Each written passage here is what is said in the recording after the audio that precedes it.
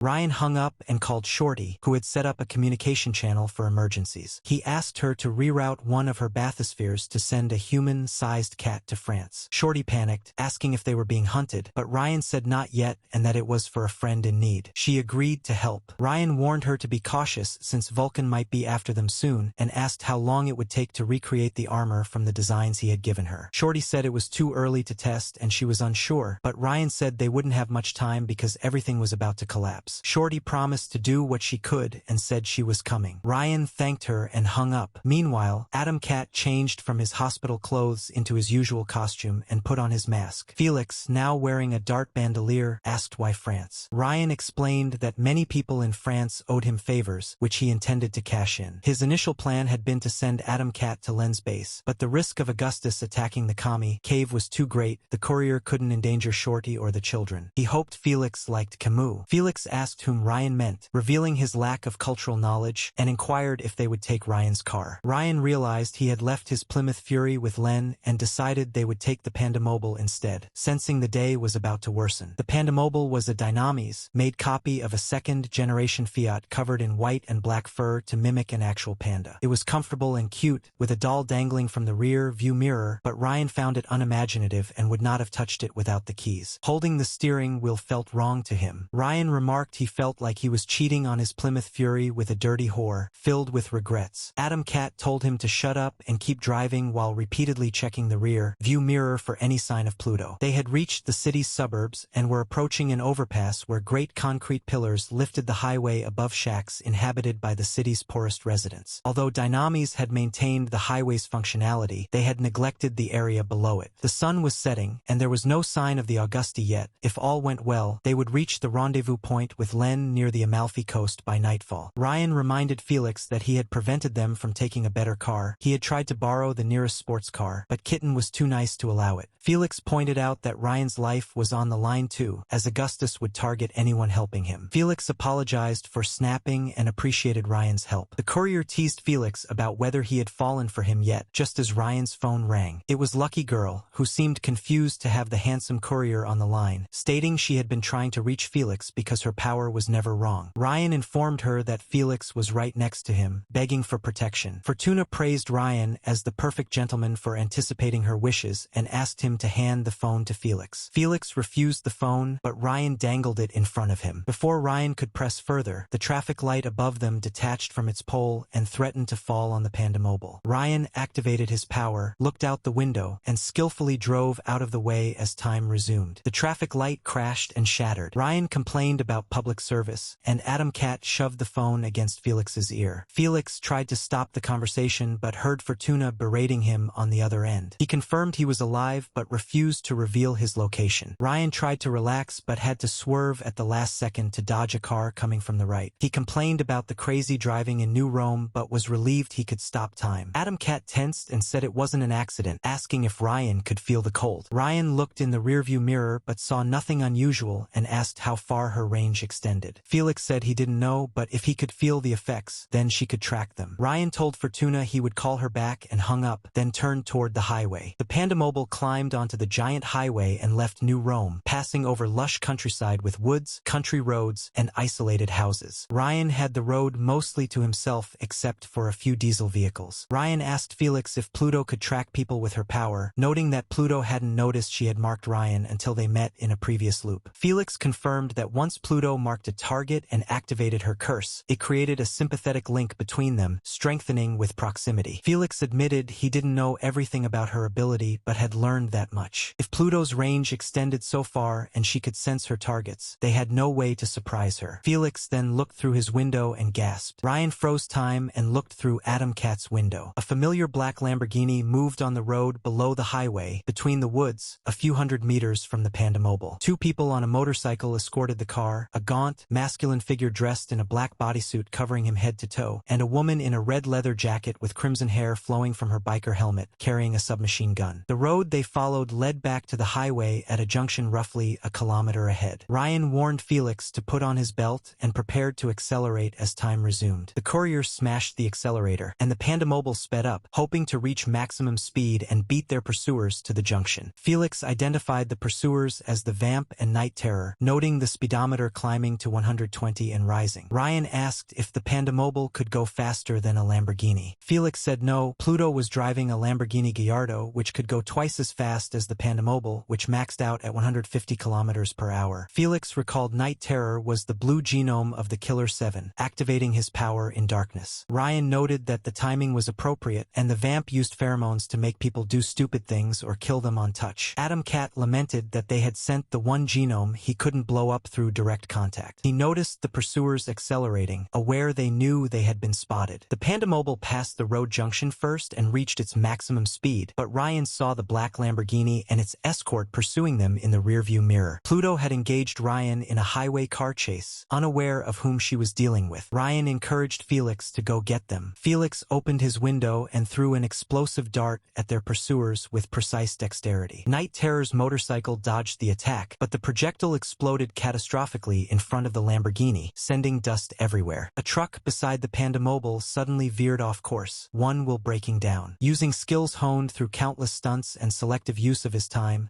the courier dodged the falling vehicle as it left the highway. Ryan mocked the truck's failure, but immediately had to avoid a pickup suffering the same problem. Checking the Pandamobile, Ryan realized their brakes no longer worked. Felix warned that the situation would worsen as Pluto drew closer. Pluto's Lamborghini emerged from the dust cloud unharmed, and she raised her submachine gun at the Pandamobile. Ryan and Felix ducked as a volley of bullets shattered the rear windows and impacted the windshield. One glass shard veered toward Adam Cat's throat, but the courier stopped time, grabbed the shard, and threw it out once time resumed. Ryan asked if Pluto had any weaknesses while watching the road. Felix said she could only target one person at a time and threw another dart at Night Terror's motorcycle, which dodged it but was prevented from aiming. Ryan deduced Pluto had directed her power at Adam Cat, which would have been useful if they weren't in the same car. Adam Cat explained that Pluto's effect grew stronger with physical proximity, so increasing distance would weaken it. Felix grimly stated that if Pluto got within 10 meters, it would cause a heart attack. Ryan hoped it would take longer. Ryan considered the nature of Yellow Genome's powers, which warped reality by turning imaginary concepts into physical laws. Pluto's power made death inevitable, but the purple world belonged to the violet genome. Ryan could break Pluto's hold on causality by selectively stopping time and doubted Pluto controlled the calamities she caused, otherwise, their car would have exploded already. Ryan declared Pluto was their final destination. Felix questioned him as Night Terror closed the gap and Pluto prepared another volley. Ryan veered off to avoid a deer on the highway, remarking that heroes lived at the end of the story, though they died in the sequel. Adam Cat's explosions prevented Pluto from aiming and forced her car to slow, but the highway trembled under structural damage amplified by Cruella's ability. One of the pillars supporting the highway collapsed, creating a large hole between two halves of the road at different heights. Ryan told the others to hold tight as the Pandamobile became an unstoppable missile aimed at the higher side of the road. He froze time to calculate the angle, then made the jump when time resumed. The Pandamobile soared gracefully over the gap, Ryan adjusting its movements for a perfect landing and striking a confident pose. The vehicle landed with a loud thump, Felix nearly jumping as the wheels strained. Night Terror stopped his motorcycle just before the hole, while Pluto's Lamborghini accelerated, made the jump, and gained ground rapidly. Ryan felt a chill as Pluto's presence loomed. His heartbeat quickened, his vision blurred, and his fingers twitched under the pressure of her power. He snarled at Felix to hit her, but Felix panicked, struggling to find more darts. Ryan told Felix to hold the wheel as he kicked his door open, grabbed a revolver, and rose halfway out of the car. While Felix struggled to keep the Pandamobile on track, Ryan froze time and aimed at the Lamborghini, declaring his immortality. He fired multiple shots at the windshield, engine, and wheels, but almost all bounced off. Ryan raged at the bulletproof car as he took back the wheel and closed his door. Smoke and flames rose from the Pandamobile's hood. The calamities targeted the engine. Felix shouted for Ryan to leave him and run, grabbing the doll from the rear view mirror to throw as a grenade. Ryan refused, insisting he needed to think. A voice behind Ryan called his name, Cesare. Ryan froze in fear, refusing to look back. In the rear view mirror, he saw Bloodstream sitting at the back, a monstrous human-shaped blob of blood, exactly as in Ryan's memory. Ryan whispered in primal fear that Bloodstream was dead. Because Bloodstream accused Ryan of killing him, he lunged at Ryan's throat, choking him as he had in Ryan's childhood. Ryan lost his breath and control of the steering wheel. Felix panicked and abandoned his plan to throw the doll, trying instead to regain control of the car, but without brakes, an intact engine, or a skilled driver, the Pandamobile veered off course. The car crashed through the guardrail and fell from the highway, Felix screamed in horror as the Pandamobile prepared to crash into the woods below. Ryan activated his time, stop instinctively, freezing the car a few meters above the ground and interrupting the fall. Bloodstream's hold vanished along with his ghost, though the pain in Ryan's neck remained. Acting on instinct, Ryan kicked open the car door, grabbed the frozen Felix, and leapt out, both rolling on the soft grass a few meters away. When time resumed, the Pandamobile hit the ground and exploded in a fiery detonation, smoke and fumes rising from the wreckage. Bloodstream was nowhere to be found. He had never been there at all. Ryan croaked that it was an illusion, one that could cause harm. Felix pointed toward the highway above, where a Lamborghini had stopped at the edge, and Pluto and Sparrow stepped out to inspect the wreckage. Ryan and Felix immediately fled into the woods. Sparrow noticed them and unleashed a crimson beam, setting a tree on fire, but the two heroes managed to escape into the darkness. The hunt had only just begun. The Pandamobile was exactly what Ryan expected, a Genomes made copy of a second-generation Fiat covered in white and black fur to mimic a panda. It was comfortable and cute, with a doll dangling from the rear view mirror, a product of corporate laziness. If they hadn't given him the keys beforehand, Ryan wouldn't have touched the vehicle. Even putting his hands on the wheel felt wrong. Ryan joked about feeling like he was cheating on his long-suffering wife with a dirty whore, thinking fondly of his Plymouth Fury, filled with regrets and anguish. Adam Cat told him to shut up and keep driving, repeatedly checking the rear view mirror for any sign of Pluto. They had reached the city's suburbs and would soon approach an overpass where great concrete pillars lifted the highway above the road, looming over shacks inhabited by the city's poorest residents. Genomes had maintained the highway but neglected the area below it. The sun was setting, and there was no sign of the Augusti yet. If all went well, they would reach the rendezvous point with Len near the Amalfi Coast at nightfall. Ryan reminded Felix that he was the one who had prevented them from taking a better car, having tried to borrow a nearby sports car, but Kitten was too nice to allow it. Felix sighed, acknowledging that Augustus would target anyone who helped him, and apologized for snapping at Ryan. Ryan teased Felix about whether he had fallen for him yet, just as his phone started ringing. It was Lucky Girl. Adam Cat gruffly reminded Ryan not to call while driving, but Ryan answered as they approached a traffic light. Ryan greeted Fortuna playfully, but she seemed confused to be speaking to him instead of Felix, as her power never aired. Ryan explained that Felix was right next to him, begging for protection. Fortuna praised Ryan for anticipating her wishes and demanded that he hand the phone to Felix. Ryan dangled the phone in front of Felix, who refused to take it. Suddenly, the traffic light separated from its pole and threatened to fall on the Pandamobile. Ryan activated his power, looked out the window, and skillfully drove out of the way when time resumed. The traffic light crashed and shattered on the ground. Ryan handed the phone to Felix, who complained until he heard Fortuna berating him on the other end. Felix confirmed he was alive but refused to reveal his location. Ryan tried to relax but had to veer at the last second to dodge a car coming from his right. He complained about New Rome's dangerous traffic but noted that at least he could stop time. Adam Cat tensed and said it wasn't an accident, asking Ryan if he could feel the cold. Ryan asked if it was Fortuna and looked in the rearview mirror but saw nothing unusual. Felix explained that once she marked a target and activated her curse, it created a sympathetic link, and the closer she was, the stronger her power. If Pluto's range extended so far, they had no way to surprise her. Felix gasped and pointed out a familiar black Lamborghini moving on the road below the highway between the woods, a few hundred meters from the Pandamobile. Two people on a motorcycle escorted the car, a gaunt man in a black bodysuit and a woman in a red leather jacket with crimson hair flowing from her biker helmet, carrying a submachine gun. The road they followed led back to the highway at a junction roughly a kilometer ahead. Ryan warned Kitten to put on her belt as he smashed the accelerator, the Pandamobile speeding up to beat their pursuers to the road junction. Felix identified the pursuers as the Vamp and Night Terror and questioned whether the car could go faster than a Lamborghini as the speedometer climbed past 120. Pluto drove a Lamborghini Gallardo, capable of reaching twice the speed of the Pandamobile, which could only manage a maximum of 150 kilometers per hour. He remarked that Night Terror's power activated in darkness, confirming Ryan's assumption that it operated during the night. The Vamp, Pluto explained, used pheromones to manipulate people into doing foolish things or even killing them on contact. Adam Cat realized they had been sent the one genome he couldn't destroy through direct contact. He noticed their pursuers accelerating, indicating they were aware of being spotted. The Pandamobile reached the road junction first and hit its maximum speed, but Ryan saw in the rear view mirror that the black Lamborghini and its escort continued the chase. Pluto had initiated a highway pursuit, unaware of who she was up against. Felix opened his window and threw an explosive dart with precision, which detonated in front of the Lamborghini, creating a dust cloud. Night Terror's motorcycle narrowly dodged the blast. A truck beside the Pandamobile suddenly swerved, one of its wheels breaking down. The courier, using his stunt skills and selective time,